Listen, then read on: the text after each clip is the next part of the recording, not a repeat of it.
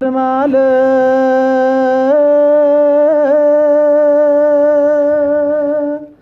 wa eskalale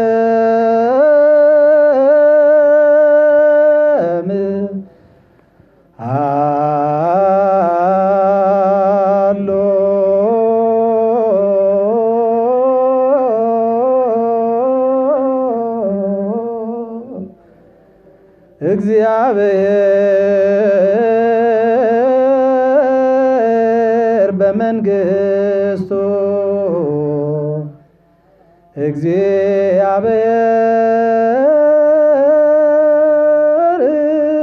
እግዚአብሔር በትስልስቱ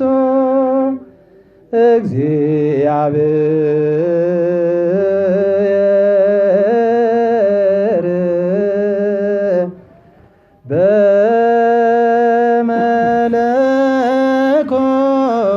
በመለኮቱ waaqayyo addunyaa dursee tureera hangabara biraattis mootummaa isaatiin jira waaqayyo sadummaa isaatiin jira waaqayyo mootummaa isaatiin jira bakkalchaa fi barii dura guyyaa falkan dura ergamoonni otuu hin uumamiin waaqayyo mootummaa isaatiin jira samiiwwan osoo hin diriiriin fuulli lafaa osoo hin mul'atiin biqiltoonni osoo hin biqiliin waaqayyo mootummaa isaatiin jira aduu faddeessa urjiiwwan duras deddeebi'aa ifootan duras waaqayyo mootummaa isaatiin tureera beelladoota socho'an duras simbirroolli balalli'an dura bineensota galaanaa dura waaqayyo mootummaa isaatiin jira addaamiin akka bifa isaa fi fakkeenyaa isaatti otoo hin uumiin addaamis abboommii isaa osoo hin diigiin dura waaqayyo mootummaa isaatiin jira tureera abbaa ilmaa hafuura qulqulluu galanni ni ta'a har'as yeroo hundumaas bara baraa.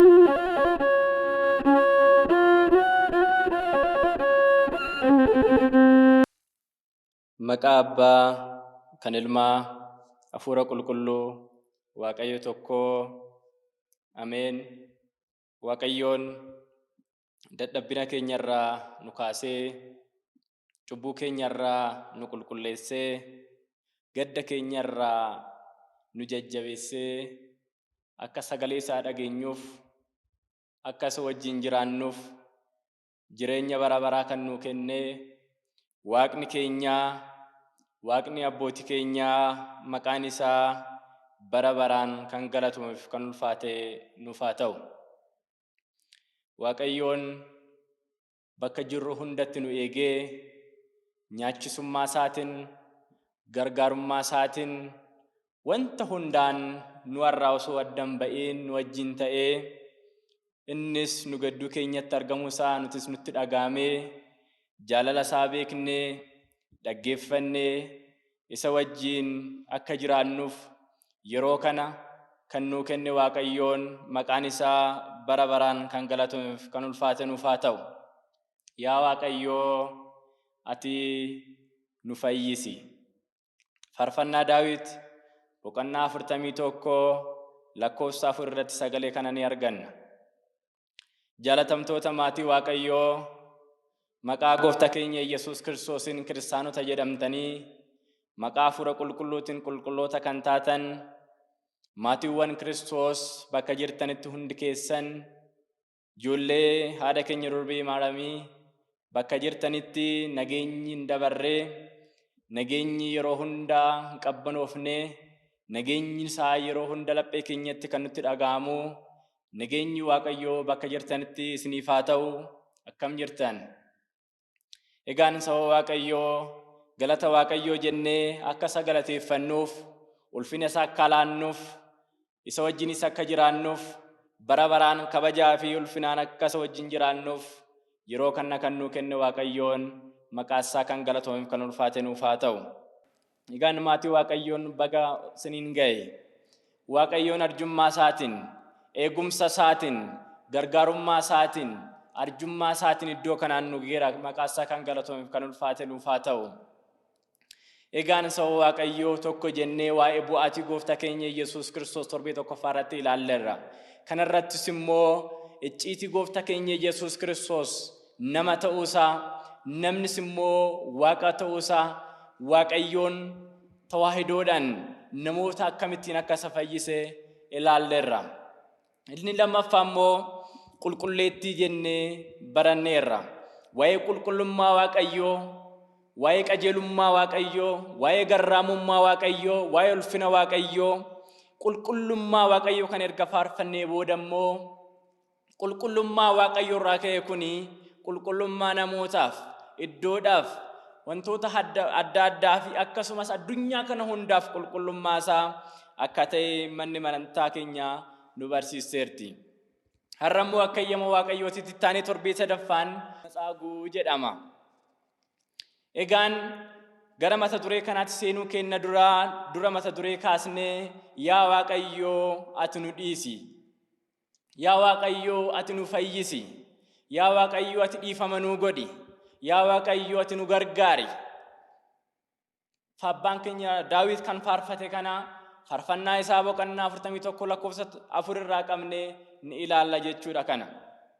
Egaan faarruun kana jalqaba mata duree isaa yeroo ilaallu namoonni rakkatan, namoonni dhukkubsatan, namoonni gargaarummaa Waaqayyoon itti irrate, namoonni cubbuudhaan Waaqayyoo irraa adda ba'an, namoonni ajajamuu dhabuudhaan Waaqayyoo irraa adda ba'an, namoonni kufaatiidhaan Waaqayyoo irraa adda ba'an, namoonni cubbuu isaanii beekanii gara Waaqayyootti deebi'uu faarfatanidha faarru kun jechuudha. Jalqabuma isaa jechuudha. Egaan abbaan keenya Daawit bara duraa Waaqayyoon akka fakkeenyaaf akka bifa isaatti nama uumee namootnis jaalalaa fi eebbaan akka isa wajjin jiraataniif akka gannata keessa isaan taasise kitaabni qulqulluun nutti hima. Egaan Waaqayyoon uumama 22 akka uume kitaabni qulqulluun nutti hima. Uumama 21 kana Waaqayyoon yaa ta'an, yaa argaman, yaa mul'atan jedheeti kan uume. 22 garuu yookaan nama Waaqayyoon harka isaatiin qaqqabuudhaan jaalalaan, eebban, kennaa guutuudhaan, ulfinaan nama kan uume jechuudha. Namoonnis Waaqayyoo fuulduratti kennaa addaa akka qabaataniif Waaqayyoon kennaa addaa kenneefira. Addunyaa kana akka bulchan, addunyaa kana akka bareechan, addunyaa kana akka qajeelchan, addunyaa kana wajjin nageenyaan akka jiraatan, addunyaa kanas wal simsiisanii akka jiraatan.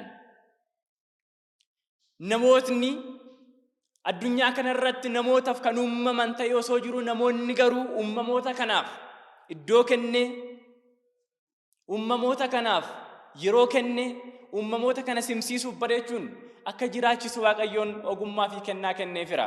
Kunis kennaa guddaadha saba Waaqayyoo.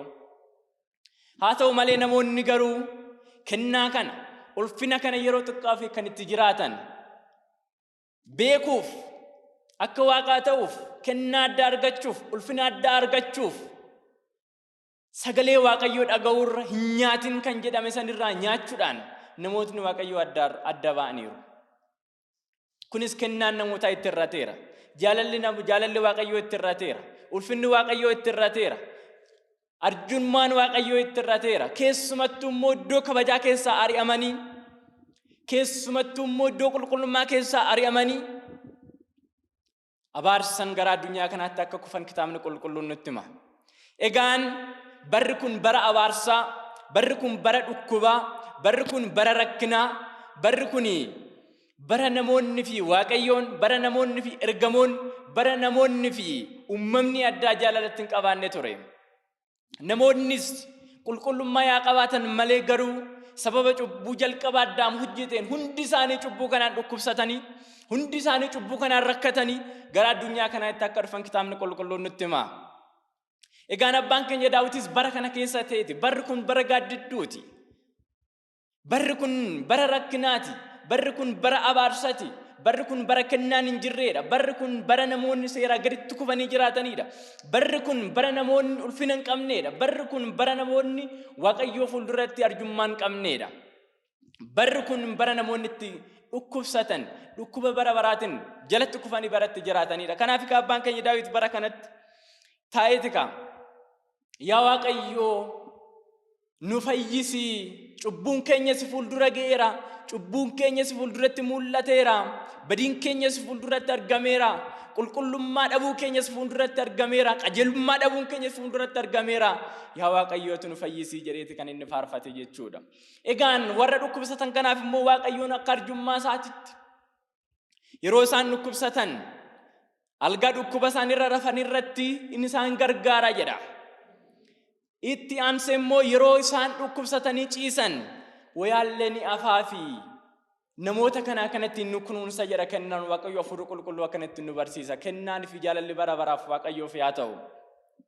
Egaan saba Waaqayyoo abbaan keenya Daawit kana bara dura mul'atee yookaan bara duratti bara gaddu ta'eetoo seenaa kana nuu kaaseera. Yaa Waaqayyootu nu fayyisi jedhee jechuudha. Egaan Gooftaan keenya Yesuus Kiristoos kufaatii namoota kanaa haala kanaan callisee ilaalle. Namoonni erga kufanii, namoonni erga ari'abatamanii booda Waaqayyoon garuu akka inni abdii kenneef, fayyina abdii akka inni kenneef, dhufee akka isaan fayyisu, ijoollee isaarra dhalatee akka isa fayyisu Addaamiif waada galeef sana eegee Waaqayyoon bara dhumarra jedha abbaan keenya Hawaaryaa Phaawulos gara ergaasaa gara warra Galaatiyaa boqonnaa 4 irratti bara barri sun dhumuu jedha. Bara barri sun ga'uu Waaqayyoon garuu ilma isaa ergee durbeerra dhalatee addunyaa kana akka fayyisuuf ergee jedha. Egaan saba Waaqayyoo dhufaatiin Gooftaa keenya Yesuus Kiristoos lafa kanatti kaayyoo isaa maali? Yoo jenne ilaalle gabaabumatti raajichi Isaayyaas bara dura raajiidhaan hubatee Isaayyaas boqonnaa 61 irratti akkana jedha. Anasi Hafuurri Gooftaa na muudeeraa jedha. Warra rakkataniif rakkina isaanii keessaa akka ba'an, warra immoo hafuura qulqulluu hir'ina hafuura qulqulluu qaban hafuura qulqulluu akka argataniif, warra laphee isaanii cabe laphee isaanii akka fayyuuf, warra hidhamaniif hiikamuu, warra booji'aniif immoo bilisummaa kennuuf Waaqayyoon na ergeeraa jedha. Egaan dhufaatiin Gooftaa keenya Yesuus Kiristoos gabaabumatti addunyaa kana fayyisuudha, addunyaa kana hiikuudha, addunyaa kana cubburraa cabsuudha, addunyaa kana qulqulleessuudha, addunyaa hidhame kana hiikuudha, addunyaa seexana jalatti bu'ame kana bilisa baasuudha, addunyaa rakkate kana furmaata ta'uudha. Waaqayyoo furmaata qofa osoo hin taane, furtuu qofa osoo hin taane ofii isaa inni furmaata, ofii isaa inni deebiidha, ofii isaa inni fayyina, ofii isaa inni kan nu gammachiisudha, ofii isaa inni kan hafuura keenya jajjabeessuudha, kan maalummaa keenya qulqulleessuudha ofii isaa jechuudha. Waaqayyoon gaariidha jedhoo jennu gaarummaan kan ofii isaati, gaarummaan ulfina isaati, gaarummaan kan waaqummaa isaati. Addunyaa kanaaf dhufee gaariif jaalalaaf nageenya kenneef jechuudha. Kanaaf kaayyoon Gooftaa keenya Yesuus Kiristoos dhufuusaa addunyaa kana fayyisuudha. Egaan kaayyoon fayyisuu addunyaa kanaa yoo ta'e Gooftaan keenya Yesuus Kiristoos abbaan keenya faarfate kanarraa kaane har'a akka eeyyama Waaqayyootitti torbee sadaffaa kana matsaa godha jennee kan laallu. Seenaa kanas kan argannu Wangeela Yohaannis boqonnaa 5 qabnee hanga lakkoofsa 25tti. Egaan faarruun qiddaas irratti yookaan yeroo qulqulleessinu sadarkaa waaqeffannaa keenya irratti kan dubbifamu yookaan kan faarfatamu faarruu abbaa keenya Daawit duraan kan kaasne faarruu 41 lakkoofsa 1 hanga 4ti. Wangeelli immoo kan dubbifamu Wangeela Yohaannis boqonnaa 1 hanga 25 kana kan jiru jechuudha. Egaan kaayyoo dhufaatii Gooftaa keenya Yesuus Kiristoos kan asirratti gabaabumaan hubachuu ni dandeenya jechuudha. Egaan Waaqayyoon kaayyoo isaa addunyaa kana fayyisuudha, kaayyoo isaa addunyaa kana bilisa baasuudha. Akkuma jenne Wangeela Yohaannis boqonnaa 5 lakkoofsa 1 irraa qabnee gaafa laallu Gooftaan keenya Yesuus Kiristoos ayyaana Faasikaa kabajuuf gara Yerusaalemitti deemee nuun jedha.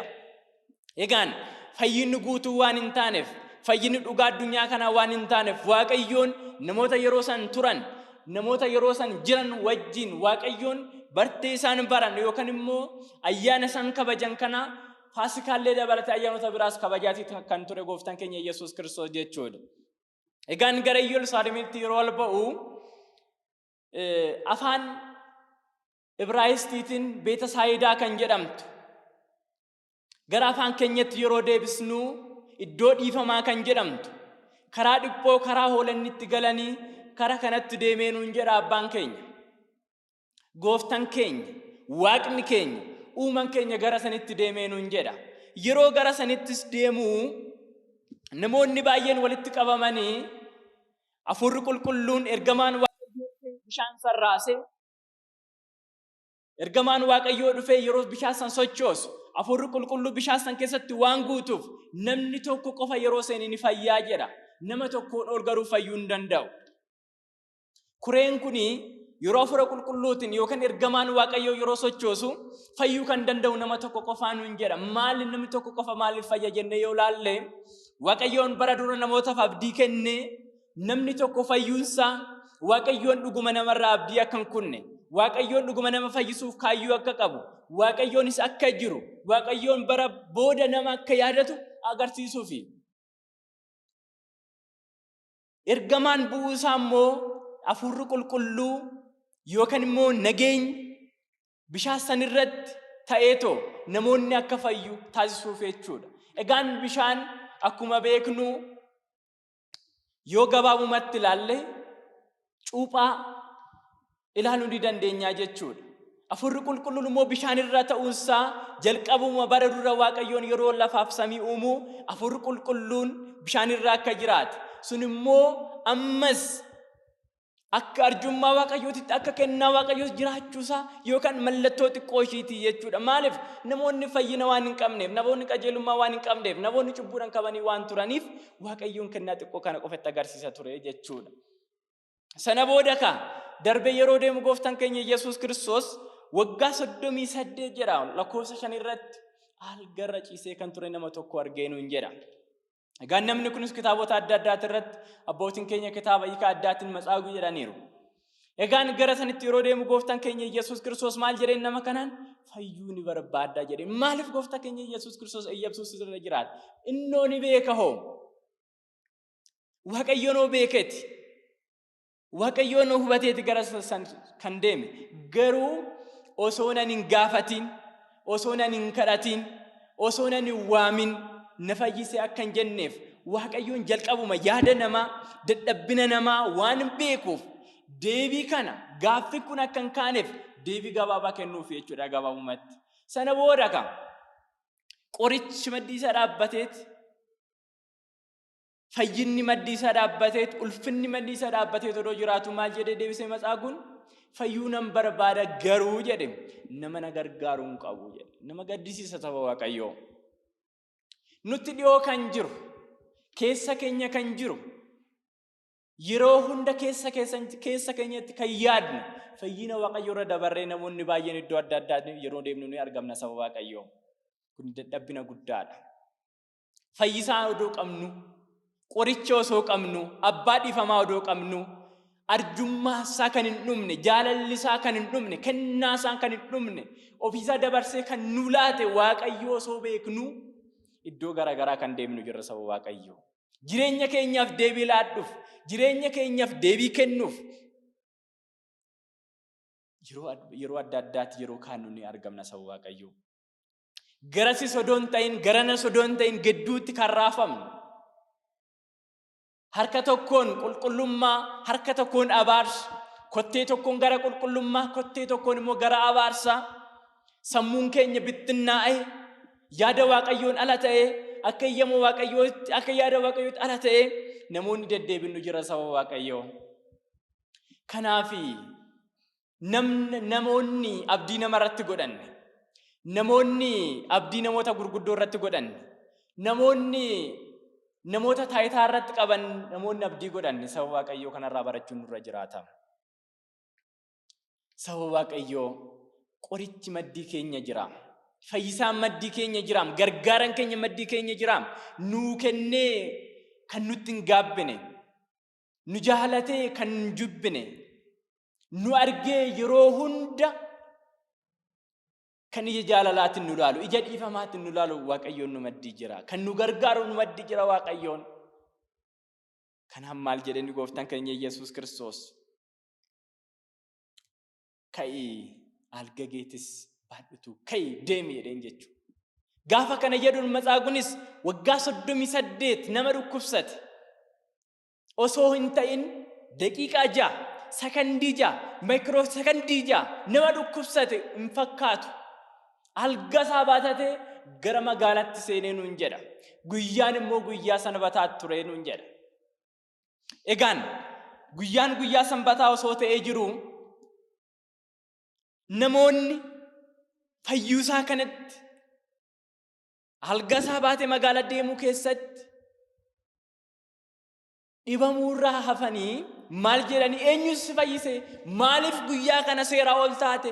Maaliif seera keenya cabsita?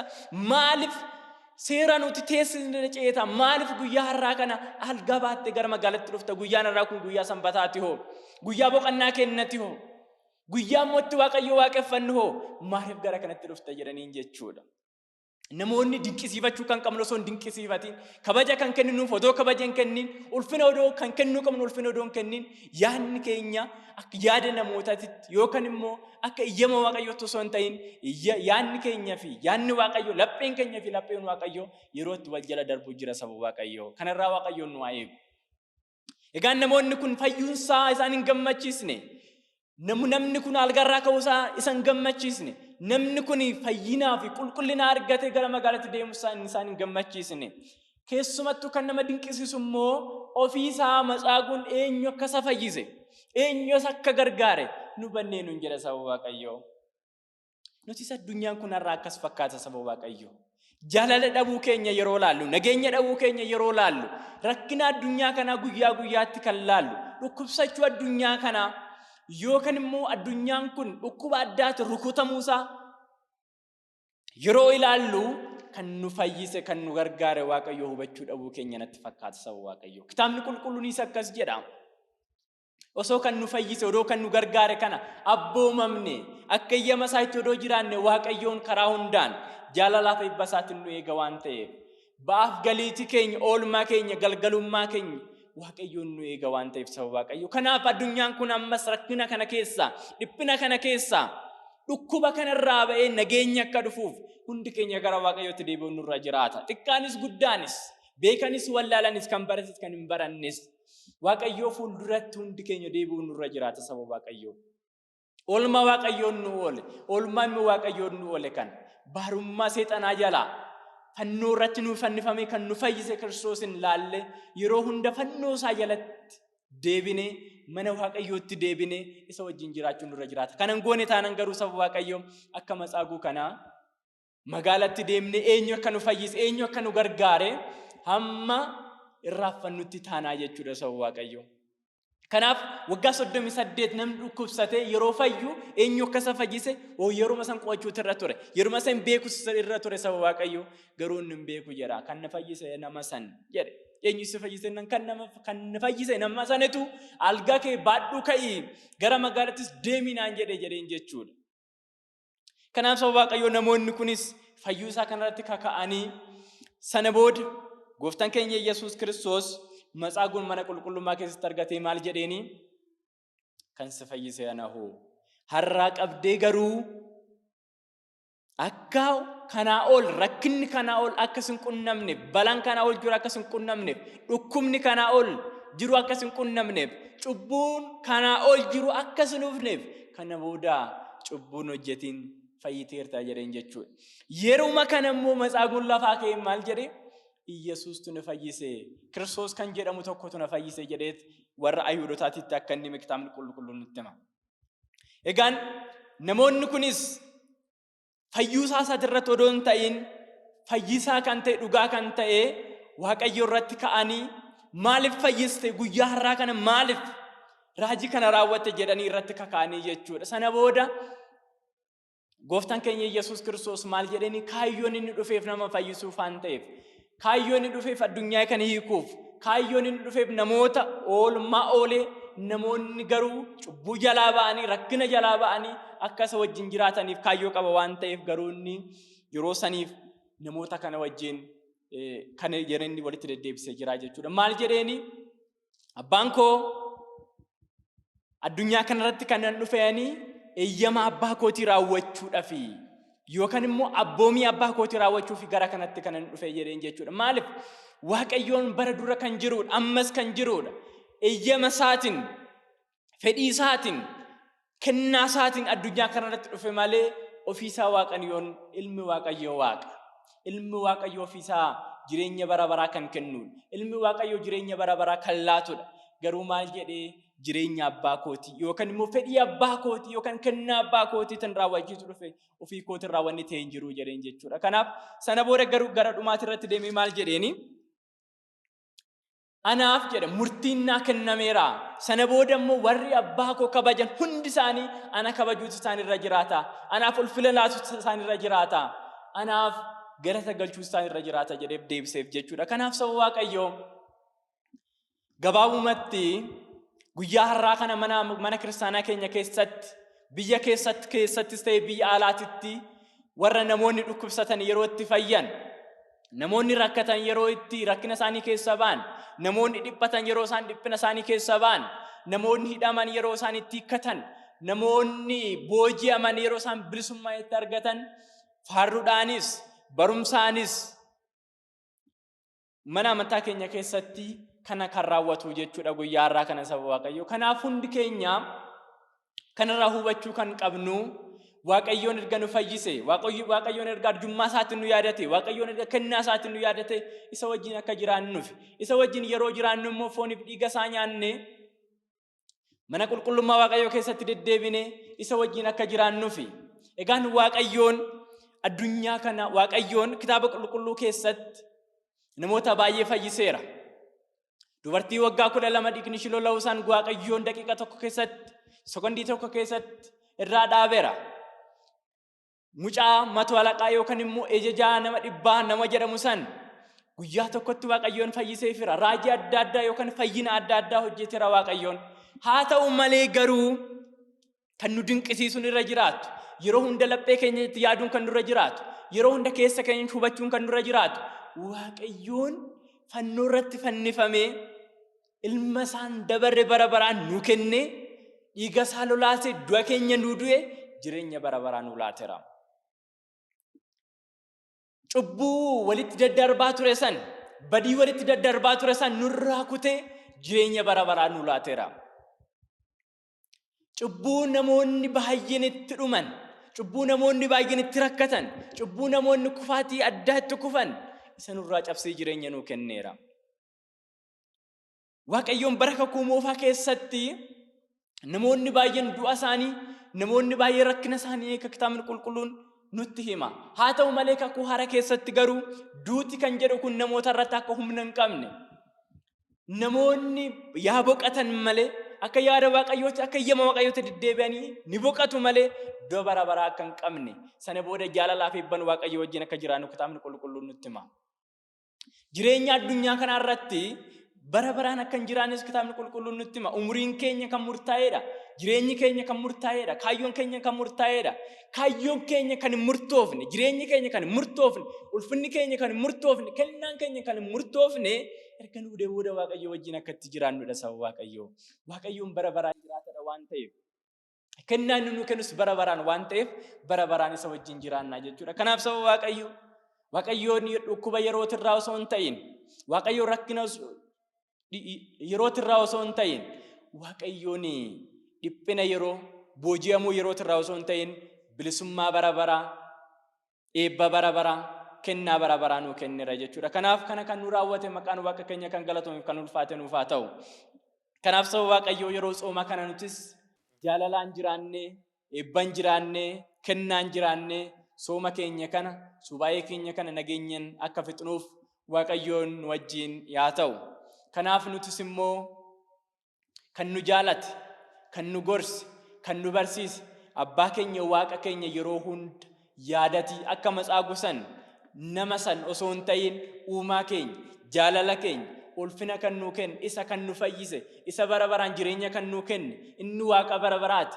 Nuti immoo ijoollee isaati jennee yeroo hunda faarfachuu, yeroo hunda galateeffachuutu nurra jiraata saba Waaqayyoo. Kan nu barsiise, kan nu gorse, maqaan Waaqa keenyaa bara baraan kan galatamuuf kan ulfaate nuuf haa ta'u. Tsooma gaarii Waaqayyoon du'aa ka'uu isaatiin yookaan tinsaa'ee isaatiin nu haa ga'u hunda keenya kabajiif jaalallee Waaqayyoof haa ta'u bara baraan. Ameen.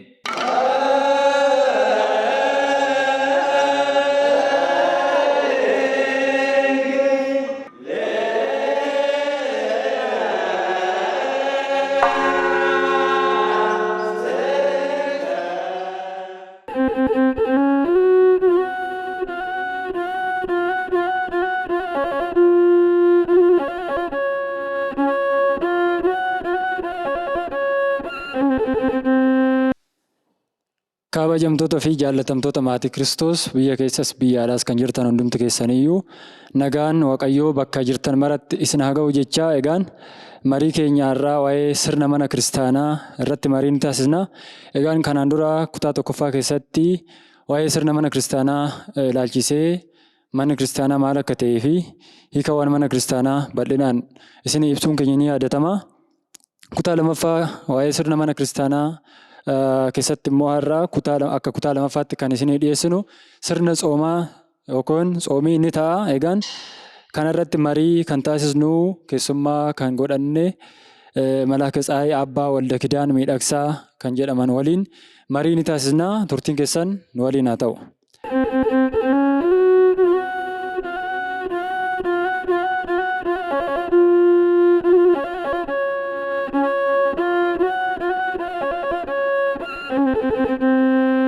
Egaan Malaaka Tsaayii Abbaa Walda Kidaan baga nagaan dhuftan isiniin jechuun barbaada. Egaan marii keenya har'aa keessatti kan qabxiiwwan irratti mari'annu maalinni sirna tsoomaa ni ta'a. Egaan sirna tsoomaa keessatti qabxiiwwan beekamoo fi beekamuu qaban ni jiru. Egaan kallattumaan jalqaba irratti hiika dhumti tsoomii maalidha waan jedhu kanarraa haa jalqabnume. Maqaa Abbaa, kan Ilmaa, kan Hafuura Qulqulluu Waaqa tokkotti ni amanna. Yeroo kana sa'aatii kana eeyyamee kan nuuf kenne Waaqni keenya maqaan isaa kan galatoomeef kan ulfaate nuuf haa ta'u. Gaariidha, yaada gaarii kaastee hiikni soomaa maalidha? Sooma jechuun hiikni isaa maali? Laguun maal jechuudha kan jedhu gaaffii dansana gaafattee. Egaa akkuma sagalee Waaqayyoo nu barsiisu kitaabni qulqulluu akkuma jedhu sooma jechaan yookiin laguu jechaan nyaataa fi dhugaatii irraa wayita murtaa'aa torbee ji'a yookiin waqtii murtaa'aadhaaf waan nyaatamu waan dhugamu irraa of qusachuu, of dhorkuu, of deebisuu jechuudha hiikni isaa laguu yookiin sooma jechaan jechaadha. Kanaafiyyuu akkuma beekamu laguun kitaaba qulqulluu irratti barreeffame yookiin katabamee jira. Qaama ofiis, yaada ofiis, fedhii foon ofiis wanta cubbuutti nama galchu, wanta dogongoratti nama galchu kanarraa of dhorkuu, of deebisuu, of qusachuu jechaadha hiikni soomaa.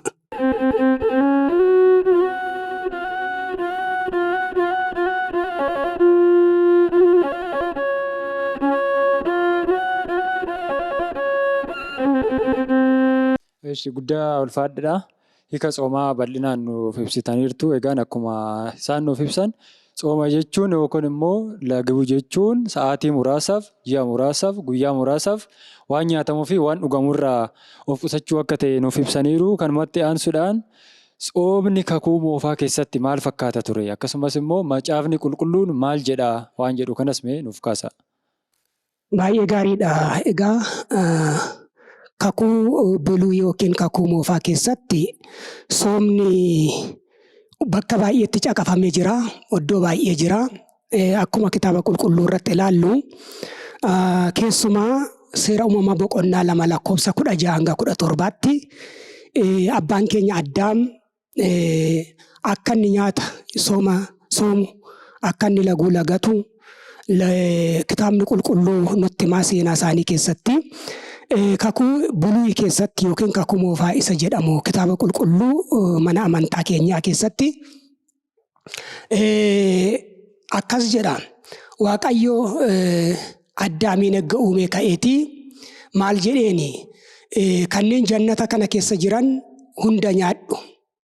biti hooggani oofi jedhee ka'ee eegga kenneefi ka'ee abboommi kana garuu handhuura jannat keessa kan jirtu firii balasii kana yookiin immoo muka balasii kana hin nyaatiin hin hawwiinis ija keetiinis gara sana hin laaliin harka keetiinis gara sana hin hiixatiin jedhee abbaa keenya Addaamii fi abboommi laatee ture yookiin ajaja kennee ture jechaadha.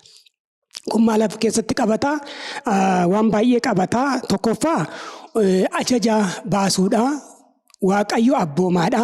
Addaam abboomamaadha. Waaqayyo uumaadha. Addaam uumamaadha. Waaqayyo gooftaadha. Addaam garbichaadha. Addaami kana seera kana tumuudhaaf Waaqayyo namaa fi isa jidduu Waaqa jidduu abboommii kana tumeeraa jechaadha. Lammata immoo baala balasii kana firii balasii kana hin nyaatin jechuun isaa maalidha? Soomii jechuudha. Lagadhu. Yoo kana nyaatte baala kana yoo nyaatte lubbuudhaanis fooniinis ni duutaa. Ni abaaramtaa. Anarraa adda baataa. Kanaafiyyuu soomii baala kana hin tuqeen hin nyaatin lagadhu yookiin immoo sooma kana soomii jedhee yeroo jalqabaatiif Waaqayyo Addaam jannata keessa taa'ee soomii akka soomu, kadhannaa akka godhatu, sagada akka sagadu, sirna waaqeffannaa akka raawwatu Waaqayyo abboommii kana kakuu buluu keessatti Addaam nama isa jalqabaatiif Waaqayyo sooma kana barsiiseera yookiin immoo seera soomaa kana tumeera jechaadha. Dabalatee asuma irratti yoo ilaallu ammas kakuu buluu keessatti hangafa raajotaa kan ta'e raaja Musees. Raajni Musee hangafa raajotaati, tajaajilaa Waaqayyooti, raaja cimaa raaja guddaa kan ta'edha. Isaas immoo akkasuma innis abboommii Waaqayyoo seera Waaqayyoo osoo hin fudhatiin dura Waaqayyo itti himeetti dubbatee Tsillaatii yookiin immoo taabota yeroonni gaara Siinaa irratti ol ba'ee fudhachuudhaaf yeroonni Waaqayyo abboome otoo isan fudhatiin dura halkan 40 guyyaa 40 Museen akka inni lagate, akka inni soome, nyaata akka hin nyaanne, dhugaatii akka hin dhugne, kadhannaadhaan, soomaatiin, sagadaatiin kakuu kana fudhachuudhaaf, taabota kana fudhachuudhaaf, tsillaata kana fudhachuudhaaf gaara Siinaa irra guyyaa 40 halkan 40 soomaan akka inni ture kakuu buluu keessatti kitaabni qulqulluun nu barsiisaa jechaadha. Innis kan argannu seera ba'uu boqonnaa 24 lakkoofsa 18 irratti argannaa jechaadha. Akkasuma Eeliyaas raajichis halkan 40 guyyaa 40 soomeera. Gara Koreb kan jedhamu, gaara Waaqayyoo kan jedhamu yookiin immoo mana qulqullummaa kan jedhamu gaara Waaqayyoo sanatti halkan 40 guyyaa 40 nyaata dhugaateerraa of qusatee, of adabee, of dhorkee innis immoo gara gaara Waaqayyoo jedhamu Koreb bakka jedhamu akka inni deeme kitaabni qulqulluun nutti himaa jechaadha. Mootota isa tokkoffaa boqonnaa 19 lakkoofsa 18 irratti dhiifama lakkoofsa 8 irratti argannaa jechaadha. Mootota tokkoffaa boqonnaa 19 lakkoofsa 8 irratti halkan 40 guyyaa 40 kakuu buluu keessatti raajichi Eeliyaas akka inni soome, akka inni lagate, nyaatas dhugaatis akka hin fayyadamne nutti himaa jechaadha. Kanaafiyyuu kakuu buluu keessatti baay'ina keessaatii muraasni isaanii kanadha. Izraan raajichis soomeera. Daani'el soomeera, abbaan keenya qulqullichi Daawitis soomeera. Raajonni baay'ee kakuu buluu keessatti soomanii Waaqayyotti dhiyaatanii Waaqayyoon kadhataniiru jechaadha.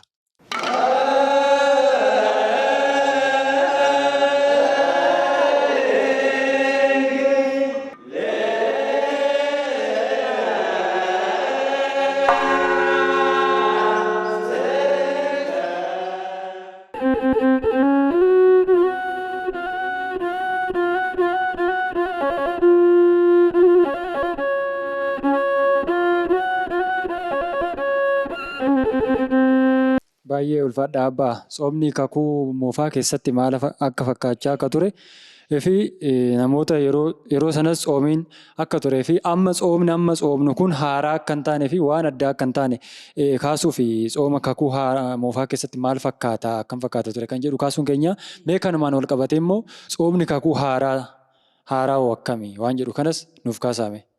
Baay'ee gaariidha. Kakuu buluu keessatti raajonni akkuma sila caqasuu yaallee itti fayyadamaniiru soomatti.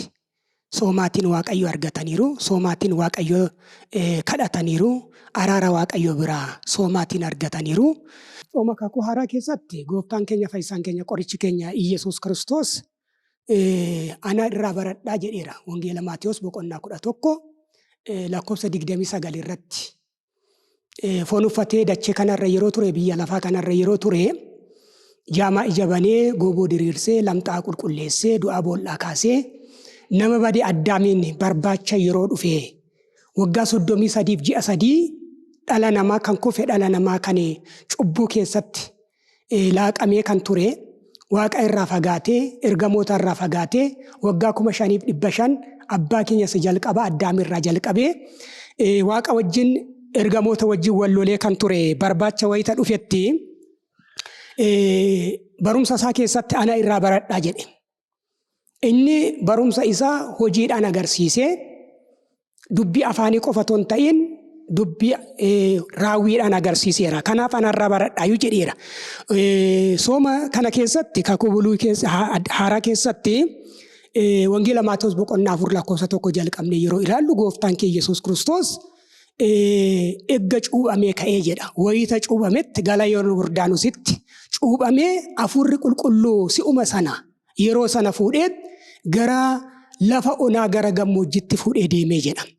Abbaa, Ilma, hafuura qulqulluu Waaqa tokko yommuu jennu maqaadhaan, qaamaan, hojiidhaan 3 yommuu ta'an isaan keessaa inni tokko hafuura qulqulluudha jechaadha. Hafuurri qulqulluu Kiristoosiin fuudhee galaana Yordaanos keessatti sillaasummaan yookiin sadummaan sillaasee eegga mul'ate ka'eeti. Wangeela Maatiyos boqonnaa 3 lakkoofsa 13 hanga 17 arganna. Kakuu haaraa keessatti waa'ee sadummaa sillaasee, waa'ee sadummaa abbaa, Ilma, hafuura qulqulluu qaamni hafuurri qulqulluu fuudheetu gara lafa gammoojjii fuudhee deemee jedha. Yeroo sanatti gooftaan keenya Yesuus Kiristoos lafa gammoojjii, lafa onaa yookiin immoo gadaama Qorontos kan jedhamu achitti halkan 40 guyyaa 40 dhaabbatee otoo ofirra hin taa'in, hiixatee otoo hin dachaafatin, nyaatarraa dhugaatirraa halkan 40 guyyaa 40 soomeera gooftaan keenya Yesuus Kiristoos yookiin immoo soomeera jechaadha. Ana irraa baradhaa kan soomee nun akka soomnuuf nu barsiisuudhaaf malee inni kabajamuuf miti, kabajamaadha. Inni qulqullaa'uuf miti, qulqullaa'aadha. Inni eebbifamuuf miti, eebbifamaadha. Garuu akka nun cubbuu keenyarraa qulqulloofnu, akka nun cubbuu keenyarraa bilisa baanu, akka nun kadhannaan keenya Waaqayyo akka nuu dhaga'u, oddoo kufne akka kaanu, fedhii foonii keenya fedhii lubbuu keenyaatiif akka bichisiifnuuf fakkeenya nuu ta'uudhaaf gooftaan keenya Yesuus Kiristoos halkan 40 guyyaa 40 soomeera jechaadha. Dabalatee ani wangeela Maatiyos boqonnaa 5 lakkoofsa 17 irratti ani seeraa fi raajota diiguu hin dhufne, seera raajotaa jajjabeessuu, cimsuu dhufe malee seera raajotaa diiguu hin dhufne jedhee wangeela Maatiyos boqonnaa 5 lakkoofsa 17 irratti akkuma dubbate raajichi Museenii halkan 40 guyyaa 40 soomeera. Eessatti? Gaara Siinaa irratti. Maaliif? Tsillaatii taabota fudhachuudhaaf. Ajaja Waaqayyo abboommii 10 barreeffaman fudhachuudhaaf soomeera waan ta'eetiif Iyyasuus Kiristoosis isa raajichi Museen soome jajjabeessuudhaaf. Soomni Museen soome sirriidha. Lagu Museen lagate sirriidha. Hojii Museen kakuu buluu keessatti hojjete dogongoree hin qabu jedhee jajjabeessuudhaaf Iyyasuus Kiristoos halkan 40 guyyaa 40 gadaama Qorontositti lafa onaa keessatti soomeera jechaadha. Akkasuma raajichi Eeliyaas kan inni soome sirrii ta'uusaa halkan 40 guyyaa 40. Kanaaf jajjabeessuudhaaf Iyyasuus Kiristoos sooma kan halkan 40 guyyaa 40 wangeela Maatiyos boqonnaa 4 lakkoofsa 1 jalqabne soomeera jechaadha. Egaa yeroo soomu kana irratti lakkoofsa 1 jalqabne yeroo ilaallu maalluun jedhaa? Fattaanyi jedha kan qoru Iyyasuus Kiristoosiif qormaata dhiyeessuudhaaf daabiloos kan jedhamu, seexanni kan jedhamu gara gooftaa keenya Iyyasuus Kiristoositti dhiyaateera. Qoruudhaaf jechaadha. Yeroo itti dhiyaatu kanarratti waan 3 qore. Tokkoffaan maaliin qore? Sassata, akka inni sassataan qore. Lammaffaan maaliin? inni lammaffaa of tuulummaadhaan qore. Sadaffaan immoo maalidha? Mallaqa jaalachuudhaan. Qarshii addunyaa kanaa, warqee addunyaa kanaa jaalachuudhaan waan sadiitiin qore gooftaa kee Yesuus Kiristoos jechaadha. Egaa Yesuus Kiristoos akkuma jalqabaa kaasetti maalidha? Fakkeenya nuu ta'uudhaan waan ta'eetiif kan inni Galala Yordaanositti soomes mucummaa Sillaasee, mucummaa Waaqayyoo argachuuf otoo hin ta'in inni iyyuu mucummaa namaa laata, mucummaa namaa kenna waan ta'eetiif nuni bishaaniif hafuura qulqulluurraa lammata dhaloota lammaffaa. Dhaloonni inni jalqabaa haadha fooniif abbaa fooniirraa fooniin dhalanna. Dhaloonni inni lammaffaa immoo bishaaniif hafuura qulqulluurraa dhalanna. Inni fooniin dhalanne maalidha? Kan darbuudha, kan du'uudha, kan hafuudha. Inni hafuura qulqulluu fi bishaanirraa dhalannu garuu bara baraan kan ittiin jiraannuudha waan ta'eef kan inni cuubame nun akka cuubamnuuf. Ijoollummaa Sillaasee, mucummaa Sillaasee, bultoo Sillaasee akka nuuni taanuuf, akka nuun argannuuf cuubamee nu barsiiseera. Akkasuma wangeela Maatiyoosis boqonnaa 26 lakkoofsa 41 irrattis anarraa baradha akkuma jalqaba jedhe sana Maatiyoos 11 irra jedhe sana Geeta Samaanii bakka jedhamtutti gaafa kamisaa galgala jimaata fannifamuudhaaf kamisa galgala maal ta'eera? Kadhateera, jilbeeffatee kadhateera. Xoofoo kana narraa dabarsi jedhe. Gidira kana narraa dabarsi, rakkina kana narraa dabarsi jedhee kadhannaa godheera. Duukaa bu'oota isaatiin gara qormaataatti akka hin seenne jabaadhaatii kadhadhaa jedheera. Duukaa bu'oota 11 jechaadha. Yihuudaan biran turre yeroo sana warra 11tiin akkas jedheera. Akkas jechuunsaa qormaata kana inni injifachuu dadhabeetu miti. Mo'achuu jalqabeetu miti. Garuu maalidha? Qormaanni yeroo isinitti dhufu, rakkinni yeroo isinitti dhufu karaa hafuuraa keessan, karaa qormaata hafuuraa, karaa qormaata amantaa, karaa qormaata fooniis gaa'ila keessan keessatti, jireenya keessan keessatti, hojii keessan keessatti, adeemsa keessan keessatti qormaanni yeroo isinitti dhufu kadhannaadhaan jabaadhaa, kadhannaadhaan cimaa jechuu isaati waan ta'eetiif kanaaf fakkeenya nuu ta'uudhaaf gooftaan kee Yesuus Kiristoos cuuphameera. Gooftaan kee Yesuus Kiristoos kadhateera. Gooftaan kee Yesuus Kiristoos soomeera yookiin lagateera jecha. Kanaaf iyyuu egaa daabiloos itti dhiyaatee maal godhe jedha kitaaba qulqulluu irratti dhagaa lama fuudhee geesseetu bakka inni soomaa jirutti, bakka inni kadhachaa jirutti dhaqeetu maal godhe? Itti dhiyaatee maal godhe jedha. Dhagaa kana lamaaniin maal godhi jedhe? Daabboo taasisiitii nyaanna. Atis beelofteetta. Atis foon kee coolageera. Atis dheebotteetta. Kanaafiyyuu maal godhe? Daabboo kana ilma Waaqayyoo yoo taate, dhuguma ilma Waaqayyooti ati siin jedhu. Nama Waaqayyooti ati siin jedhu. Dhuguma ilma Waaqayyoo yoo ati taate, humna qabda yoo ta'e, aangoo aaboo qabda yoo ta'e, dhagaa kana lamaani daabboo taasisiitii anis naa kenni na nyaadha, atis nyaadhu jedheetu qoree jedha. Kun egaa maaliin qoruudha jechaadha? Sassataatiin qoree jechaadha. Yeroo kana jedhu maal jedhe gooftaan kee Yesuus Kiristoos? Deebii deebiseef kasoominaan, gad-of qabummaadhaan, otoo hin ifatiin, otoo ittiin ka'iin, diina kanatti otoo ittiin horiin maal jedheeni? Seera keessa deebii boqonnaa 8 lakkoofsa 3 irratti raajichi Musee kan inni barreesse keessaati maal jedhe? Namni sagalee Waaqayyootiin, afaan Waaqayyoo keessaa kan ba'u, jecha Waaqayyootiin dabalatee malee nyaata qofaatiin jiraachuu hin danda'u jedhe. Kana egaa maalidha? Kakuu buluu keessatti seera keessa deebii boqonnaa 8 lakkoofsa 3 irratti barreeffamee jira jedhe. Caqaseetu xeksiidhaan maal godhe? Deebii laateefi. Obsaatiin deebii laateefi jechaadha. Yeroo sana seexanni kun maal godhe? Hin qaana'e jechaadha. Yeroo inni sassataan kadhatu. Sassataatiin yeroo inni gaaffii gaafatu qaana'ee deebi'e jechaadha. Ammas maal godhe? Hin dhiisne. Ammas immoo sooma kana adda kutee, sooma kana dhiisee akka inni ba'u, akka inni injifatamu gochuudhaaf daabiloos ijaanni foon uffatee dachee kanarra dhufeef, lafa kanarra foon uffatee waan dhufeetiif maal godhe? Ammas lammata deebisee qormaata lammaffaa dhiyeesseef. Qormaanni inni lammaffaa immoo maaliin jechaan? Inni lammaffaa of tuulummaadhaan dhiyeesse. Of tuulummaa. Ilaagaa kiristaanonni hubachuu kan qabnu, beekuu kan qabnu asirratti diinni karaa adda addaa akka inni nu qoru. Foon uffatee dhufee akka inni nu qoru. Hiriyaa keenyarra bulee, ollaa keenyarra bulee, maatii keenyarra bulee, bakka waajjiraatti haa ta'u, konkolaataa keessatti haa ta'u, karaatti haa ta'u, mana barumsaatti haa ta'u, iddoo adda addaatti diinni seexanni wayita nuun sooma soomnutti, wayita nuun kadhannaarra jirrutti, wayita nuun sagadarra jirrutti, wayita nuun amantaa keenyatti jabaannee cimnee dhaabbannutti bataskaanatti ennaa deddeebinu.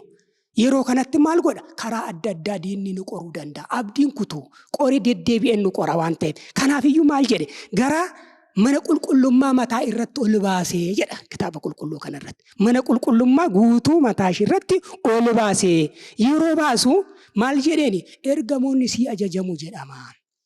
Ergamoonni sii abboomamu jedhama. Yoo ati mana qulqullummaa kana guutuu isaarra mataa isaarra gad of darbatte akka kufteen cabne si qabu waan ta'eef, si haguugu waan ta'eef, si golgu waan ta'eef dhuguma ati yoo waaqa taate mana qulqullummaa kanarraati asii gadi of darbadhu jedheetu daabiloos seexanni diinni dhala namaa kan ta'e maal godhe? Gaaffii kana Iyesuus Kiristoosiif gooftaa keenyaaf waaqa keenyaaf dhiyeesseedha.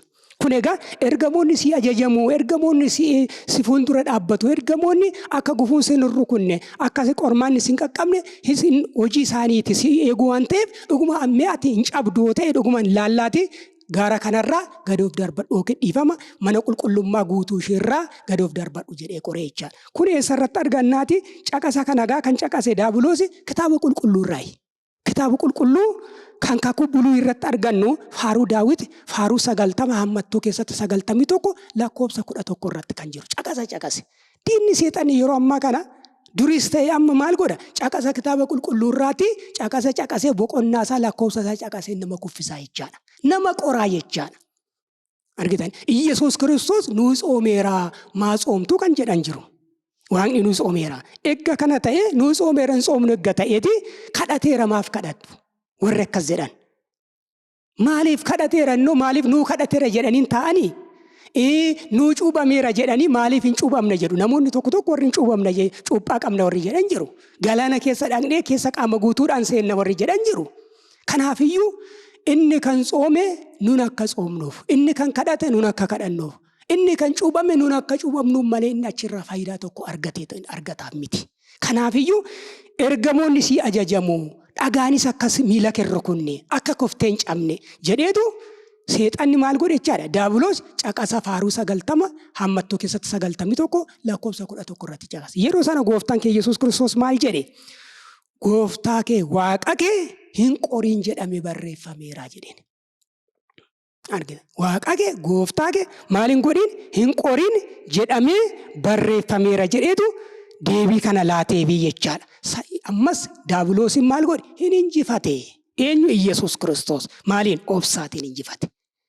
Gadi of qabummaadhaan injifate. Maaliif? Kadhannaarra jira, soomarra jira, sagadarra jira waan ta'eef, foon uffatee dachee kanarra jira waan ta'eef, nun akka irraa barannuuf, akka inni gadaamii deeme nunis gadaamii akka deemnuuf. Kanaaf sadaffaa irratti qormata sadaffaa inni dhiyeesse maalidha? Ammas gaara irratti ol baase, gaara dheeraa ta'e ol dheeraa irratti ol baasee nuun jedha kitaabni qulqulluu sagalee Waaqayyoo abbaan keenya Maatiyos kan inni barreesse jechaan achirratti baaseetu maal jedheeni? Kabaja addunyaa kanatti agarsiise. Birrii addunyaa kanarra jiru, warqii addunyaa kanarra jiru, qabeenya addunyaa kanarra jiru. Wanta akka calaqqisu, waan nama mararu, waan namatti miidhagu kana hunda agarsiise. Eenyu? Daabiloos. Uumaa isaati, gooftaa isaati, Iyesuus Kiristoos. Isatu uumeyyuuti. Booda kaade malee, booda gane malee uumaa isaa isatu uume waan ta'eetiif maal godhe? Tabba irratti gaara irratti baaseetu wantoota kana waan akkas calaqqisan, waan nama miidhagan, ija foonitti tolan kana itti agarsiise. Yoo kuftee naaf sagadde, yoo naaf jilbeeffatte addunyaa kun kan keeti siin kenna jedha. Warqii jiru kana, birrii jiru kana, qabeenya jiru kana, konkolaataa jiru kana, gamoo jiru kana, wanta addunyaa kana irratti miidhagu hundayyuu ati naaf jilbeeffatta taanaan, naaf sagadda taanaan, naaf bitamta taanaan ani dabarseen sii kenna jedhe daabiloos Iyesuus Kiristoos gooftaa keenya qoree jechaadha. Qormaata sadaffaa. Kuni maalidha? Warqeen, birriin, addunyaan kun maal agarsiisa jechaadha? Jaalala ganzabaa. Ganzaba yookiin mallaqa jaalachuu, qarshii jaalachuu agarsiisa waan ta'eetiif sadaffaa irratti maaliin qole? Qarshii jaalachuudhaan yookiin mallaqa jaalachuudhaan qore. Naa sagadi jennaan lakki jedheen. Maal jedhe? Ammas caqaseetu asirratti caqasee deebiseef maalidha jechaadha. Yeroo inni kufiitii naa sagadi yeroo inni jedhu seera keessa deebii boqonnaa 6 lakkoofsa 13 irratti deebiseefi jechaadha. Maal jedhee deebiseefi? Waaqa keessi uumaa keessa sodaadhu isas waaqessi jedhamee barreeffameera jedhe. Waaqa eenyuun sodaadhu? Uumaa kee sodaadhu. Isaafis maal godhi? Sagadi. Isaaf bitami, isaaf abboomami jedhamee kitaaba qulqulluu irratti barreeffameera. Jedheetu Yesuus Kiristoos caqasaatiin gaaffiidhaan deebisee fi seexana injifate moo'e. Yeroo sana seexanni injifate mo'atameetu duubatti deebi'ee irraa deemee jedha argitan. Kanaafiyyuu egaa waan sadiitiin maal godhe jechaadha? Waan sadiin qore. Gadaama Qorontos keessatti. Nunis kiristaanonni sooma kanarraa maal baranna? Sooma gooftaa Yesuus Kiristoos sooma guddaa kanarraa maal baranna jechaadha? Yeroo soomnu akka qoramnu. Wantoota sadan kanaan tokko sassataatiin, lammaffaan of tuulummaadhaan, sadaffaan mallaqa jaalachuudhaan. Akkuma namoonni tokko kan keessatti seenu naman xureessu akka jedhan. Addaamiin kan xureesse kan keessatti seene. Nyaateetu balbalasiisa maal ta'e hin xuraa'e. Nyaatee waaqa isaa dhabe. Kan keessatti seeneet Addaamiin xureesse waan ta'eef namoonni tokko kan keessatti seenu naman xureessu jedhu. Kanaafiyyuu sooma kanagaa gooftaan keenya Yesuus Kiristoos kakuu haaraa keessatti Wangeela Maatewos boqonnaa 4:1 jalqabnee hanga 11tti soomeera. Nun akka soomnuuf, kadhateera nun akka kadhannuuf, cuubameera nun akka cuubamnuuf. Kanaafiyyuu fakkeenya nuu ta'eeraa jechaadha.